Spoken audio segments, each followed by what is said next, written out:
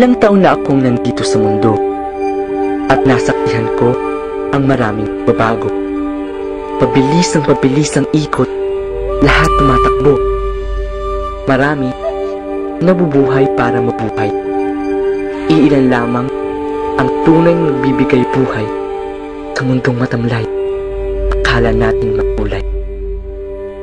Sa mundong ito, bawat tao'y binigyan ng laya. Ngunit iilan ang nagpapahalaga sa layang ito.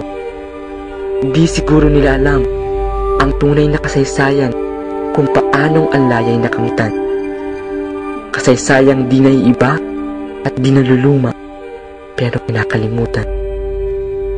Minsan, may isang kwentong umalala sa mumunting talambuhay ng bayaning ang tunay na ika'y kinalimutan.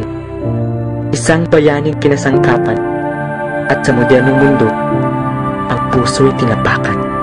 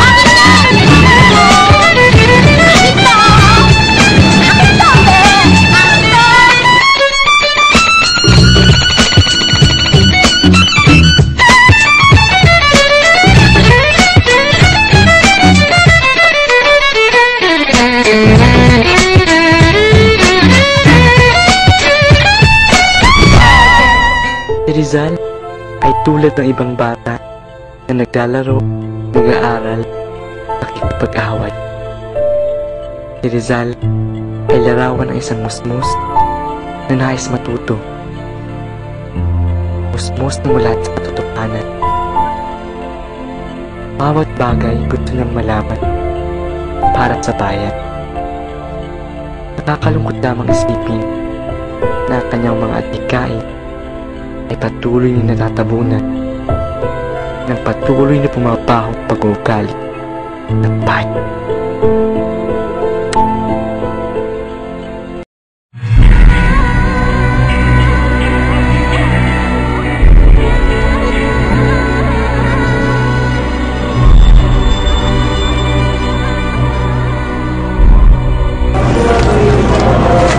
Oh my gosh! Magbago ka na!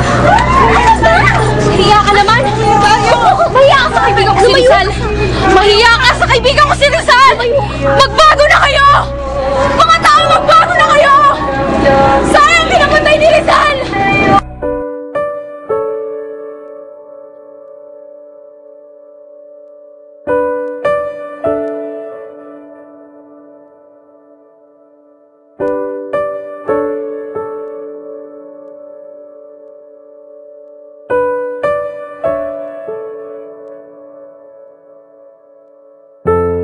Kamusta ka natin, Pepay?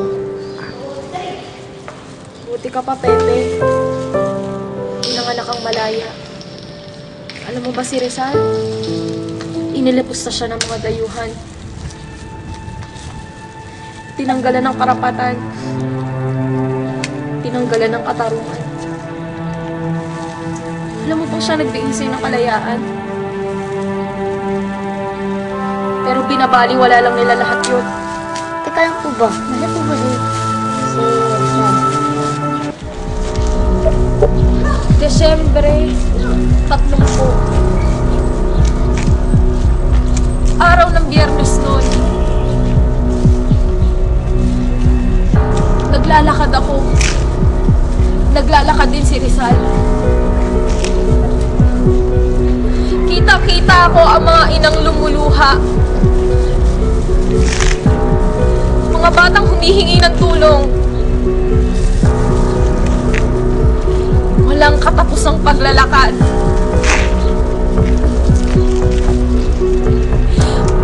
mga lalaking nakaitim na pumila sa harap niya. May dalang mga barel.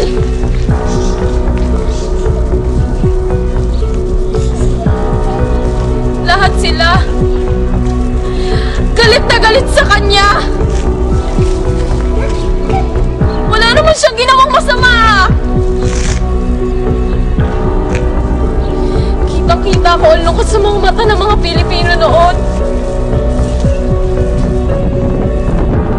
Rinig na rinig ko ang sigaw ng mga puso nila. Pero isa na nga nangingibabaw.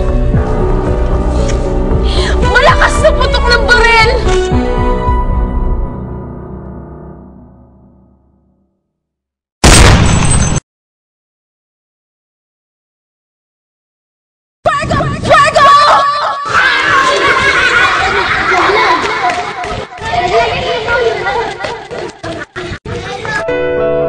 Isang biro.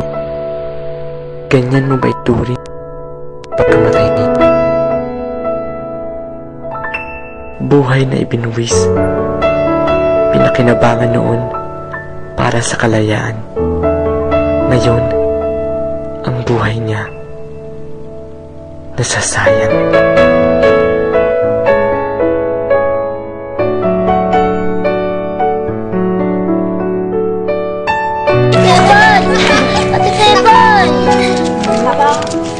Ano ka ba, Pepe? Arte naman ka sa kwento.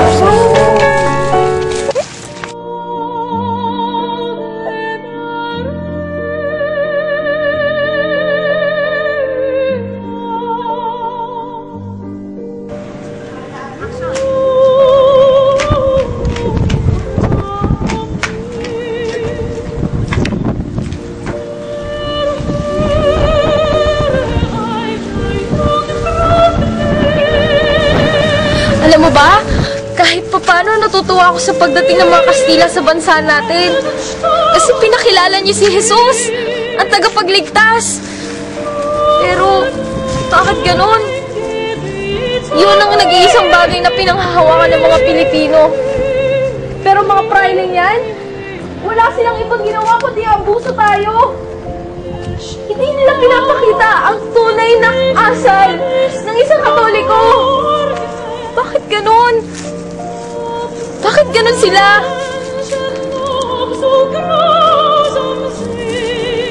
Pero hanggang sa mga panahon na to, ayun yung pinanghawakan natin. Lagasal, magandila, papasalamat, minsan nakakalimutan. Doon! Luluhod na luluhod! Magdadasal! Huwag ang kanilang pananampalataya! Huwag ang kanilang pananampalataya!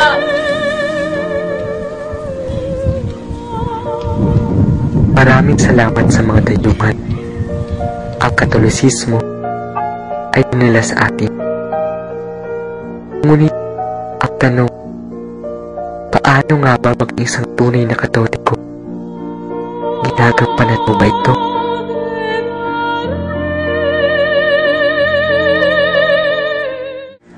Alam mo, naiisip ko? Sana pala, nandito na lang yung mga Kastila. Sana pala, hindi na lang sumulat si Rizal. Siguro mas okay mga Pilipino, no? Nandito yung mga Kastila, no? Nandito sila. Mas mababait ang mga Pilipino siguro. Hindi katulad ngayon. Diba?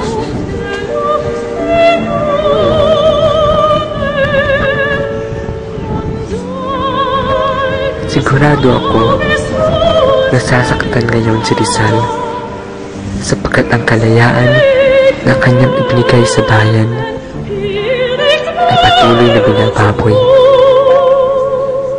Tandaan sana natin na ang kalayaan ay kakambal, ang responsibilidad dapat gampanan.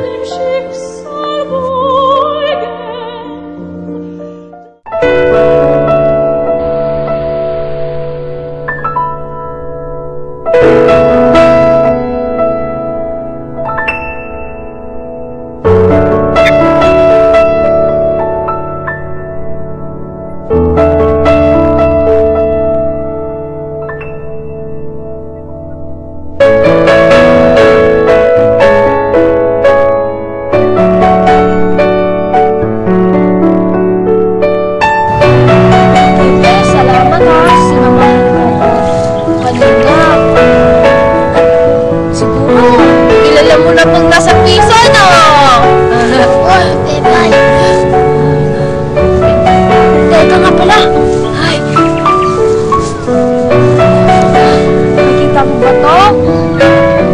Paglaki mo, ipangako mo sa akin na kukunin mo ulit to dito, ha? Tapos babasahin mo tong sulat na binigay ko sa'yo. Okay? Mag-promise ka muna. Ate Pepay. Pangako. Tara, baon na natin to. Sige po, Ate Pepay.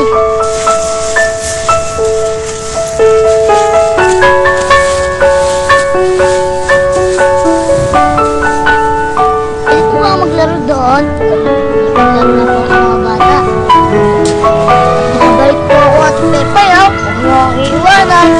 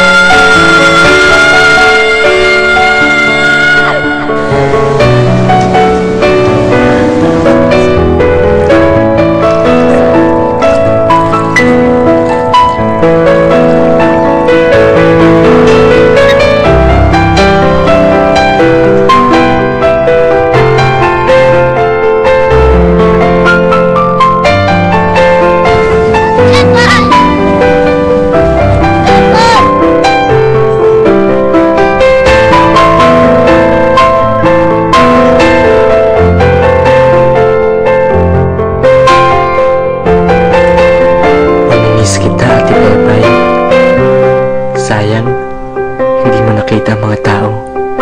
Nagbabago na sila. Salamat, Ate Pepay.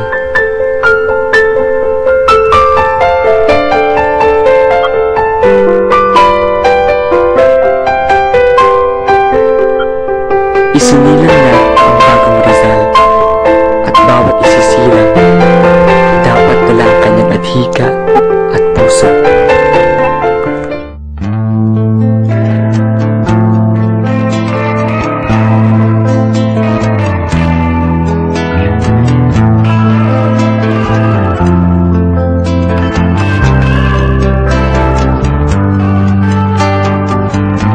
Sa ating sarili ang lahat ng kasagutan sa mga tanong na lagi na lang iniiwasan.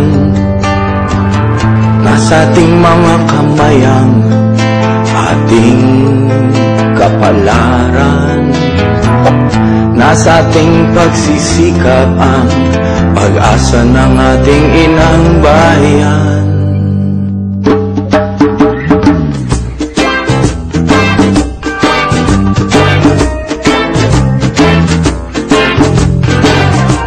Bayani ka, bayani ka, bayani ka bang talaga?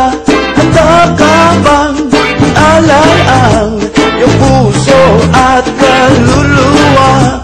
Bayani ka, bayani ka, bayani ka bang tunay? Handa ka